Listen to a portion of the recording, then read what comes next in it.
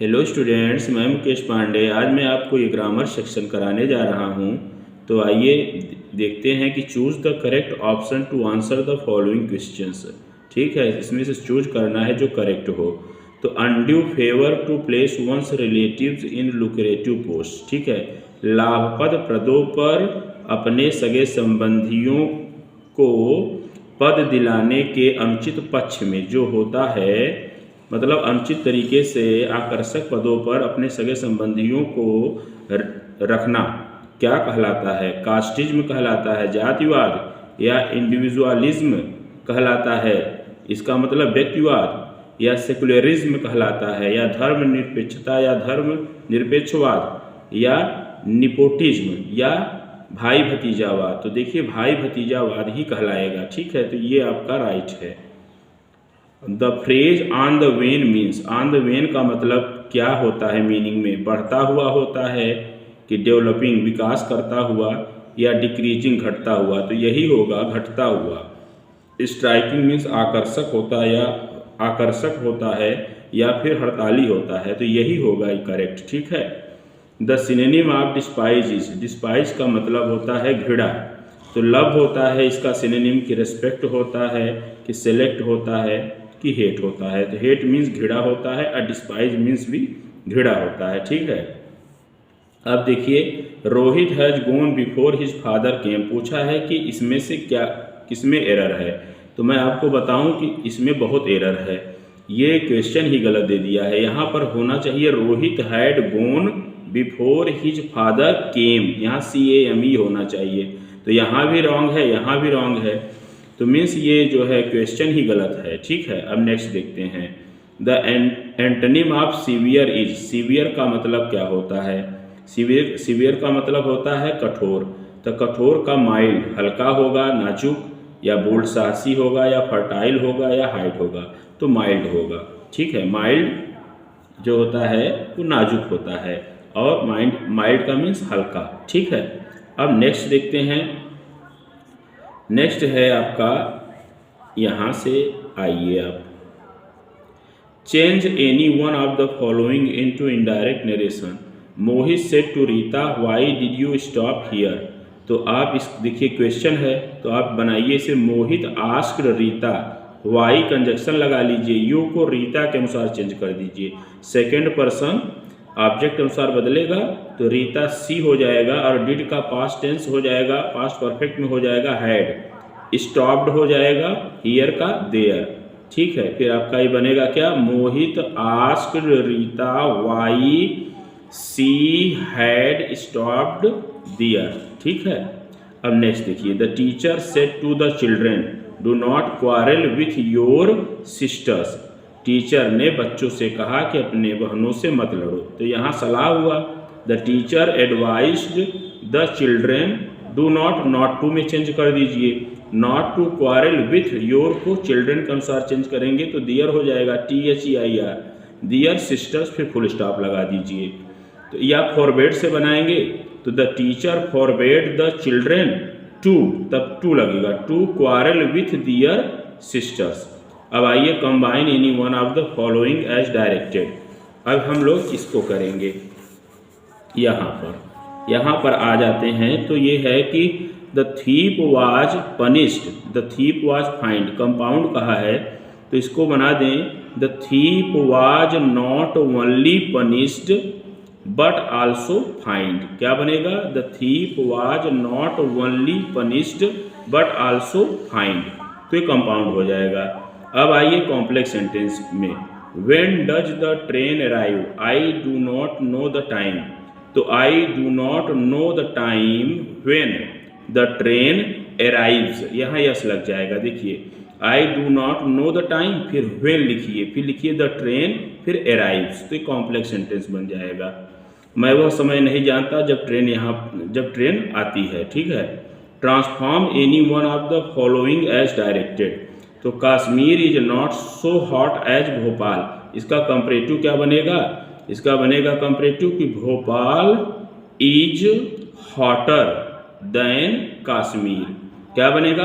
Bhopal is hotter than Kashmir. अब what made you happy, इसका passive voice क्या होगा? तो by what were you made happy. ठीक है, इसका क्या बनेगा? बाई व्हाट, किसके द्वारा, वर यू मेड, आपको बनाया गया, हैप्पी, प्रसन्न, मतलब किसके द्वारा आपको प्रसन्न बनाया गया। अब आइए हम लोग यहाँ आते हैं। Correct any one of the following sentences. He could not secure passing marks. देखिए पासिंग मार्क्स नहीं होता, पास मार्क्स होता है। ठीक है, इसलिए यहाँ पर पास कर दीजिए, बाकी सेंटेंस करेक्ट है। If he will come I shall teach him.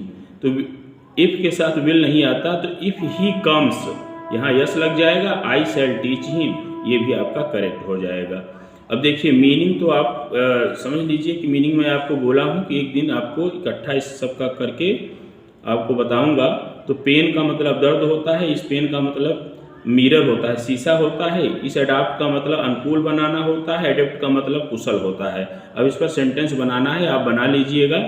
अब ट्रांसलेशन आइए करते हैं। ठीक है, ट्रांसलेशन आपका है कि भारत एक महान देश है। क्या क्या है? भारत एक महान देश है। तो India is a great country.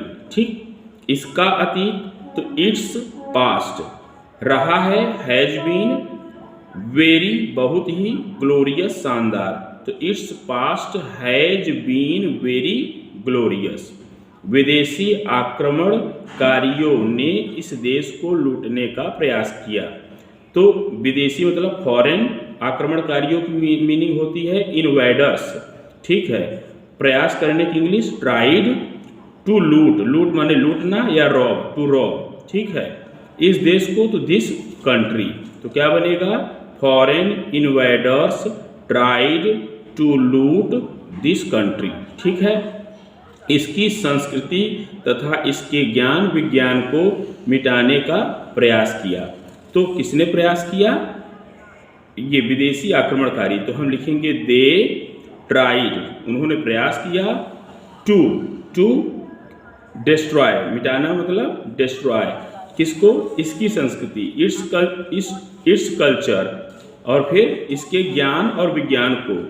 तो its culture and knowledge, its culture comma लगा दीजिए, फिर नॉलेज एंड साइंस, तब आप लिख दीजिए एंड साइंस, तो फिर आपका, तो फिर ये करेक्ट हो जाएगा। अब देखिए, परंतु देश प्रेमियों के बलिदान और बहादुरी के कारण, तो आप लिखिए के कारण की इंग्लिश ड्यू टू सेक्रीफाइस, बलिदान, बलिदान है ना, due to sacrifice and boldness of the patriots, या इंडियन पैट्रियोट्स भी कर सकते हैं। बट ड्यू टू मीन्स के कारण, बलिदान, सेक्रीफाइस एंड बोल्डनेस मतलब बहादुरी, ऑफ द पैट्रियोट्स, ठीक है, वे सफल नहीं हुए। तो दे डिड नॉट सक्सीड। ठीक है, वे सफल नहीं हुए, दे डिड नॉट सक्सीड, या दे कुड नॉट सक्सीड। ठीक है, आज भी देश में किसी चीज की कमी नहीं है। तो आज भी की इंग्लिश इवन टुडे। ठीक है, there is no dearth, dearth माने कमी, there is no dearth of anything in this country या इन द कंट्री। ठीक है, यदि दिन दूनी रात चौगनी बढ़ती हुई जनसंख्या पर नियंत्रण हो जाए तो देश पुनः समृद्ध हो जाएगा।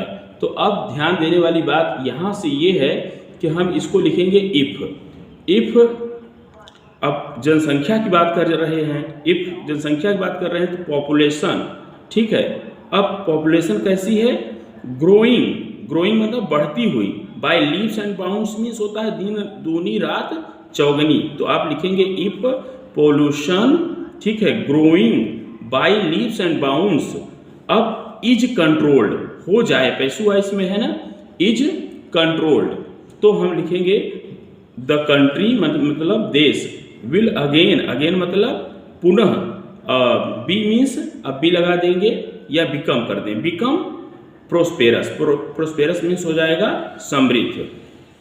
फिर से देख लीजिए, इफ पॉपुलेशन जनसंख्या, अब इसको आपकी कॉमन लिख दीजिएगा कि growing by leaves and bounds is controlled. ठीक है, फिर क्या होगा, कॉमा लगाइए, तो लिखिए कि the country will again become prosperous.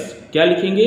The country will again become prosperous. इसी के साथ मैं इस वीडियो को ओवर कर रहा हूँ। Thanks for watching this video. अगर आपको ये पसंद आए तो आप लाइक सब्सक्राइब करना नहीं भूलिएगा।